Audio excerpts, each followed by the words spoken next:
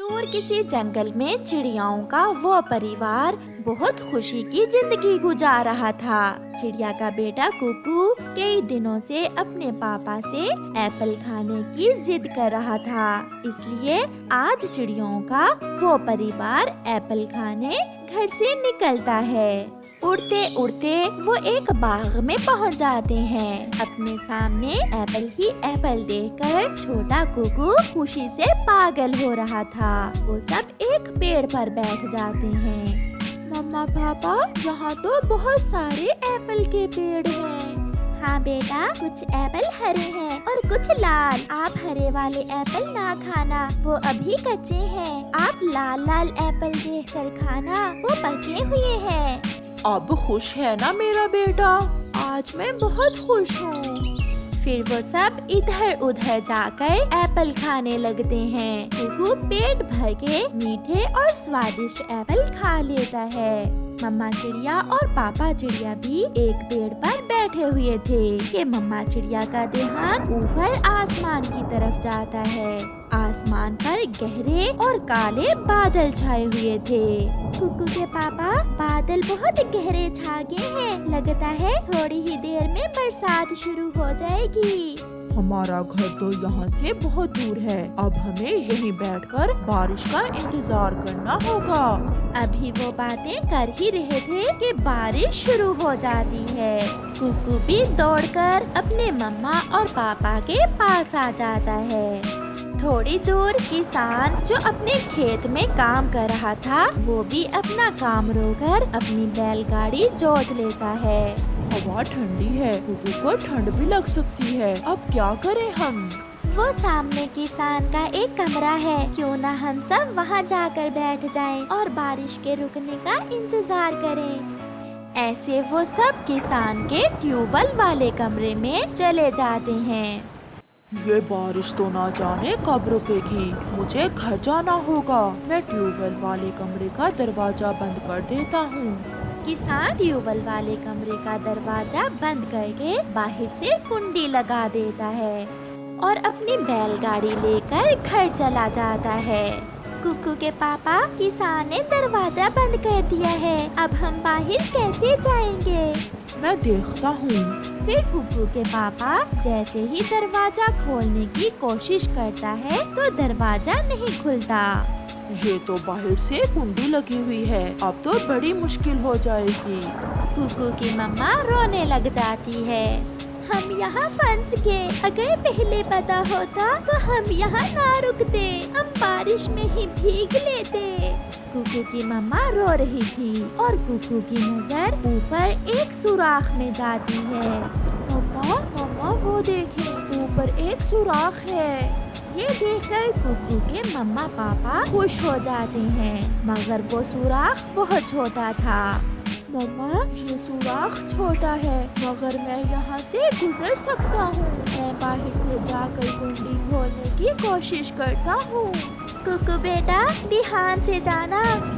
फिर कुकू उस सुराख में से बाहर निकल जाता है। बारिश भी रुक चुकी थी, मगर कुकू ये देखकर निराश हो जाता है कि दरवाजे पर तो ताला लगा हुआ था। कुकू बेटा, क्या कुंडी खुल नहीं रही?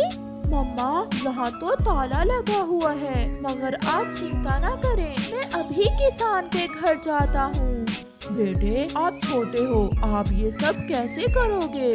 पापा, आप मुझ पर विश्वास रखें, मैं सब कर लूँगा।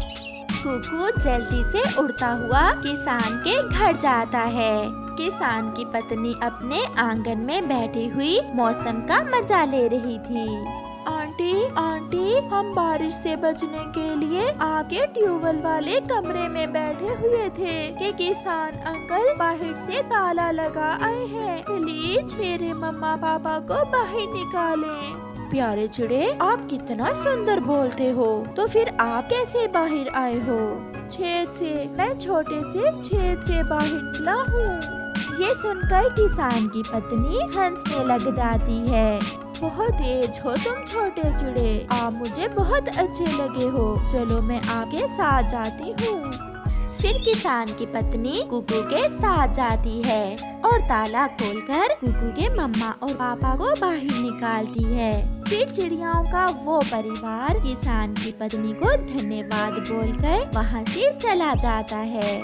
ऐसे कुकू ने बहादुरी से अपनी और अपने मम्मा पापा की जान बचाई।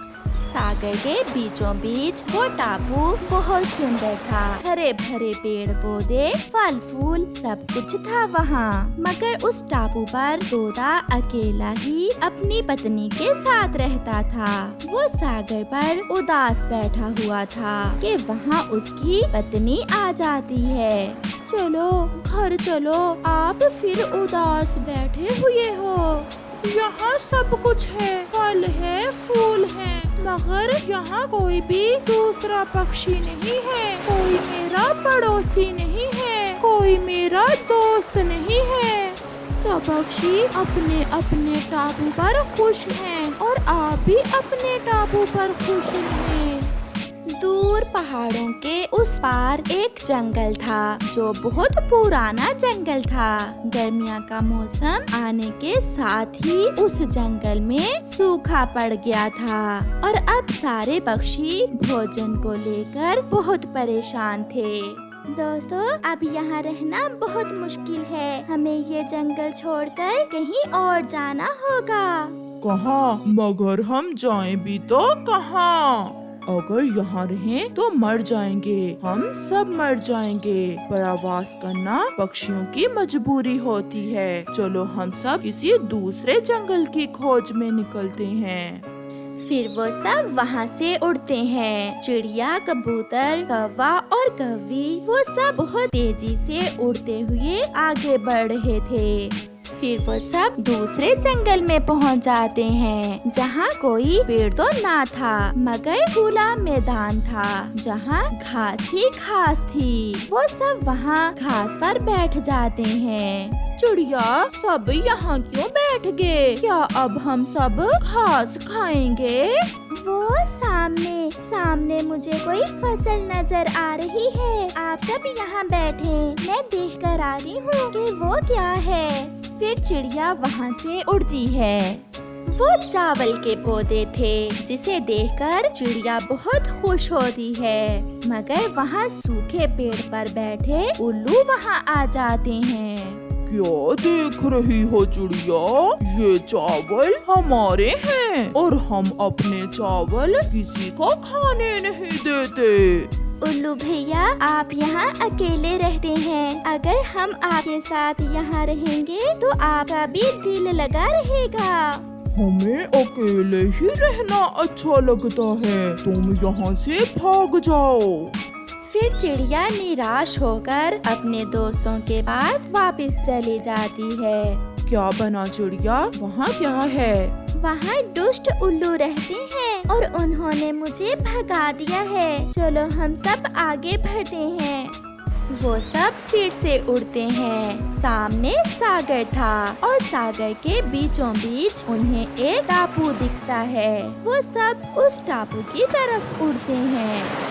रात हो गई थी और अंधेरा बढ़ रहा था। वो सब सुरक्षित जगह की खोज में अभी तक उड़ रहे थे। वो सब उस टापू पर पहुंच जाते हैं और वहाँ एक पेड़ पर बैठ जाते हैं। सब बहुत डरे हुए थे।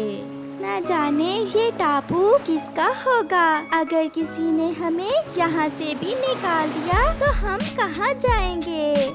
मुझसे तो और उड़ा नहीं जाता। मैं भूखी मर जाऊंगी और आगे नहीं जाऊंगी।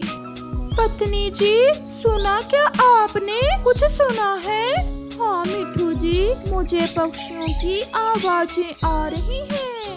मिठू जो उस टापू पर उदास रहता था, दूसरे पक्षियों की आवाज सुनकर बहुत खुश हो जाता है। मैं अभी देख कर आता हूँ। फिर मिठू तोता जल्दी से अपने घर से निकलता है। थोड़ी ही दूर सागर के पास उसे पक्षी पेड़ पर बैठे हुए नजर आते हैं। मिठू वहाँ जाता है। स्वागत है आपका। आप सब कहाँ से आए हैं? तोते, हम बहुत मजबूर और थके हुए हैं। अब ये ना कहना कि हम यहाँ से चले जाएं। मैं तो बरसों से अच्छे दोस्तों की तलाश में था। इस टापू पर बहुत सारे मीठे मीठे फल हैं, मगर मेरा यहाँ कोई दोस्त नहीं है। मैं दोस्तों की खोज में था। आप चलें, आप सब मेरे साथ मेरे घर चलें। ये सुनकर सब पक्षी बहुत खुश होते हैं और वो सब मिठू के साथ चले जाते हैं। मिठू पक्षियों को मीठे मीठे फल खाने को देता है और वो सब फल खाकर सो जाते हैं।